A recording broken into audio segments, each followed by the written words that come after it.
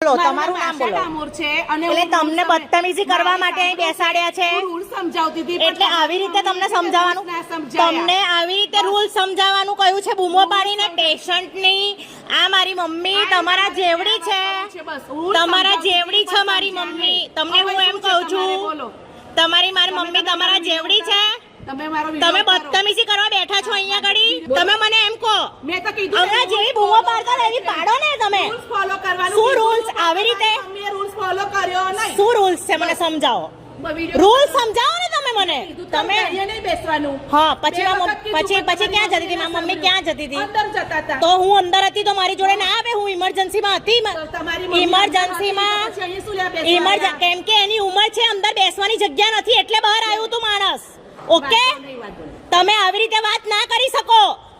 ઉતારો ને તમે વિડિયો વાંધો નહીં ઉતારીને મૂકીશ બી ખરી અને બતાવીશ બી ખરી કમ્પ્લેન્ટ બી થશે તમારી તમે આવી રીતે કરો ને કઈ છે બોલાવો પોલીસને બોલાવો તમે 3 જણ થઈને ફરી વળો એટલે કોઈ ફરી વળ્યું સાંભળ્યું મેં હું અંદર ઇમરજન્સી માંથી ઊભી થઈને આવી છું બેન આવું જુઠ્ઠું નહીં બોલવાનું તમને લાગે છે જે યોગ્ય શું યોગ્ય તો લાગે જ ને તમારી બદતમીજી થોડી બર્દાશ્ત કરવાની હોય અમે લોકો આવીએ એટલે તમે જોબ કરો છો એનો મતલબ હે કરીને હસતા શરમ ન આવતી તમને જઈને બેસ મમ્મી મારી મમ્મીની એજ 65 યરની છે ઓકે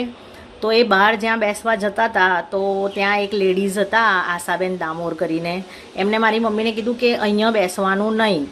તો મારી મમ્મી બીજી સાઈડ બેસવા જતા હતા તો કે તને સંભળાતું નથી એકવાર તને કીધું કે બહાર જતી રહે તો તું કેમ સાંભળતી નથી તો મારી મમ્મી એને એવું કીધું કે તું તમીઝથી થોડીક વાત કરું તારા જેટલી નથી પછી મારી ટ્રીટમેન્ટ જ્યારે પતી ત્યારે હું બહાર પાછી નીકળી તો એ બેન કહે છે કે આ આઈને બહાર બોલતી હતી તમને લોકોને લાગે છે આ બીમાર છે એમ એવો એ બેને મને ટોન્ટ માર્યો તો મેં એમને એવું કીધું હું એમને ખાલી એટલું પૂછવા માંગુ છું કે હું બીમાર નથી તો 1.5 કલાકથી મારી ટ્રીટમેન્ટ શું ચાલી રહી હતી ઇમરજન્સીમાં સહેજ મને જણાવશો પછી મેં એમનો વિડીયો બનાવ્યો ઓકે અને એમને વિડીયોમાં બી તમે જોઈ શકો છો એ કેવી રીતે વાત કરે છે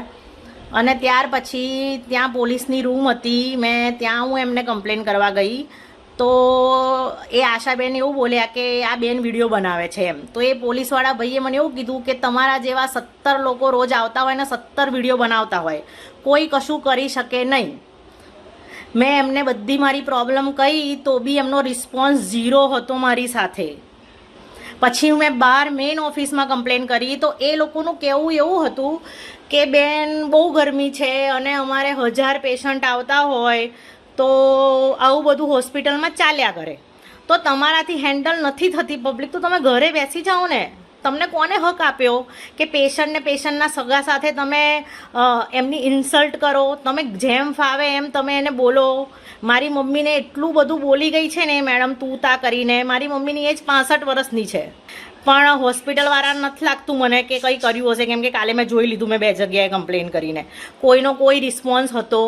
નહીં ઇમરજન્સી વોર્ડની બહાર બેસીને બેન મોટેથી જેમ ફાવે એમ એક સગાને પેશન્ટને હું કાલે પેશન્ટ હતી મારી સાથે બી એમને એટલી બધી માથાકૂટ કરી છે મારી ઇમરજન્સી વોર્ડમાંથી બહાર આવીને એમને બોલવું પડ્યું